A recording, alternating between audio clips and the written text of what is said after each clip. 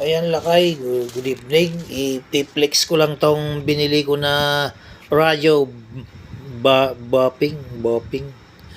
Ito, bumili na kayo nito.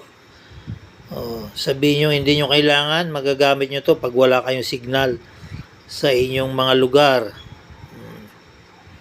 Tulad yan, bumili ulit ako ng dalawa para sa dalawa kong ka-church.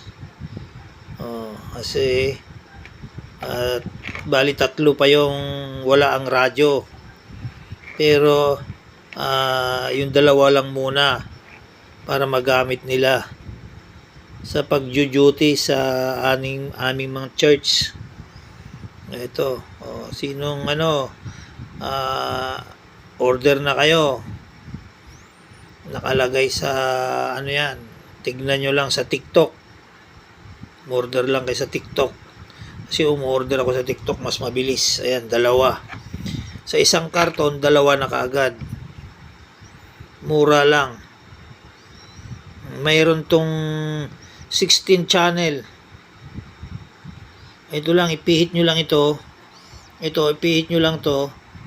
Ayan, off nya. Tapos ito yung on. Ayan. Tapos dito naman yung channel nya. 3, 5, 6, 7, 9, 10, 11, 12, 13, 14, 15, 16. Yan, 16 channel ang maabot niya. 1 to 5 kilometers ito. 15, malayo-layo rin ang maabutin niya. 13, 12, 11, 10, 9, 8, 7, 6, 5, 4, 3, 2, 1. O yan, lakay. Na-flex ko na itong dalawa. Bopping radyo. Bili na kayo. Lalo pag wala kayong mga signal. O kaya may lakad kayo. Kailangan nyo na magradyo. Nakamotor kayo. O kaya may sasakyan. 2 sasakyan. 3 sasakyan. Pwede kayo bumili ng mas marami nito. Maganda siya yung signal niya. Malayo rin yung naaabot niya.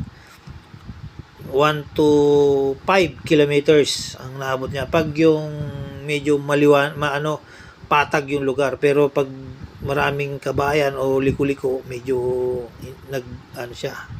medyo hindi na makuha yung signal. Basta magkalapit lang kayo, malakas yung signal niya. O yan lakay, God bless, ingat kayo lagi, bili na kayo.